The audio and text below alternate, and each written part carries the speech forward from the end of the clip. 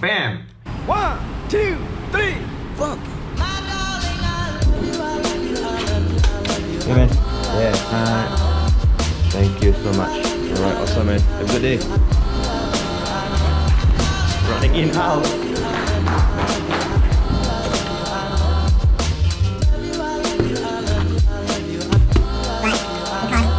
E-mount 1655, which is a normal range for wide angle and also a little bit of zoom for portrait. And the most important would be this f2.8. Now, f2.8, is there any lens that offers 2.8 for Sony APS-C? I don't think so. It's not leather, maybe it's a synthetic. f2.8 aperture, and oh man, look at that.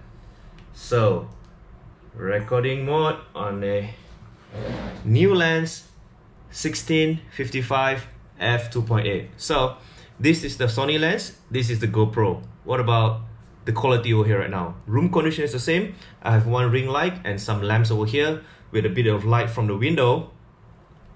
What's the difference? Of course, the zoom range. This is 16, this is wide angle. What's the difference? I can't wait to turn over and check a look at the footage and see how good is the color. Let's see. Wow. Look at that, guys. Look at that.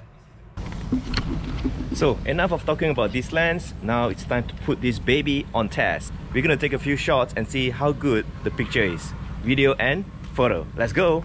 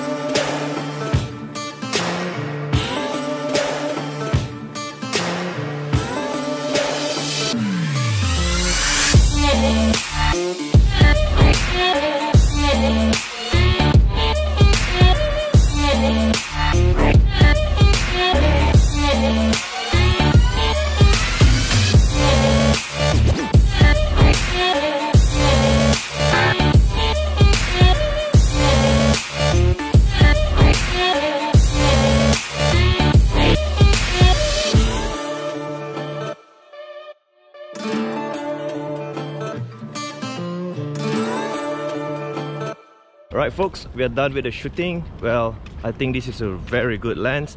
I've done a couple of shots with f2.8, f4 and f7.1, and I took a couple of videos as well, so hopefully it turns out very good. We're going to check out on our post-processing again to see what's the quality of this lens. But overall, when I look into the viewfinder, I think the results of the video and photos are very nice. Boom! Welcome back guys, welcome back to the studio. Now, I've taken a look at the images that we have taken a while ago and I really loved it.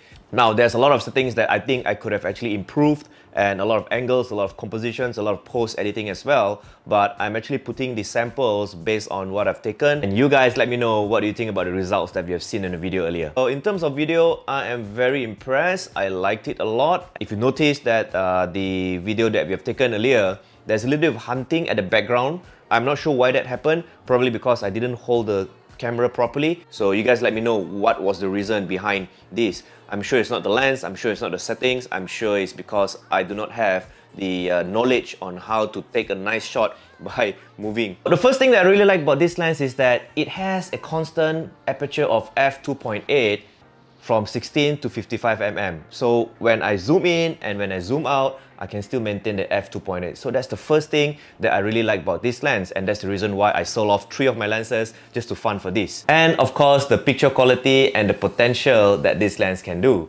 Now, the second thing I really like about this lens is that I've been searching for one lens that can do everything. So every time when I travel, I have to bring about 3 to 4 lenses, and every time when I wanted to get a certain shot, I need to change lens and I have to run here and run there. So I find it a little bit troublesome. So I've been searching ups and downs for the one lens that can do everything. So when Sony launched this lens, I was really stoked, and I told myself I gotta own this lens because this is the one that I've been looking for so long, and I'm not sure why Sony has taken such a long time to introduce this lens to the market. So I sold off 3 of my lenses and I took the money, top up a little bit of money to fund for this lens, and I'm very happy with the picture quality. Now let's talk about the disadvantage about this lens. Probably there's nothing, there's no disadvantage at all, but there's a few tiny little things that I felt it could be even better.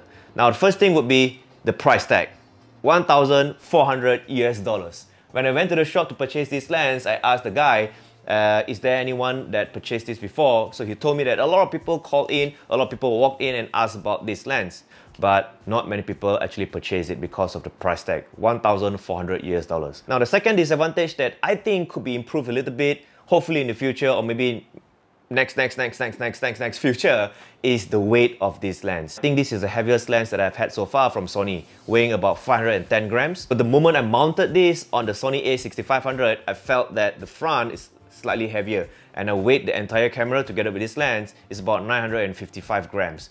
It is pretty heavy actually, close to a kilogram. If you're looking for one lens that can do it all, there's a bit of price to pay, which is the weight penalty. So guys, these are the advantage and the disadvantage that I think and feel comparing with the lenses that I've had. But if you guys want to know more about this lens, if you have any questions or any inquiries that you want to know, hit me down in the comments below, and I'll see you guys in the next video. That'll be all for today's episode. Bye bye and see you. Shh.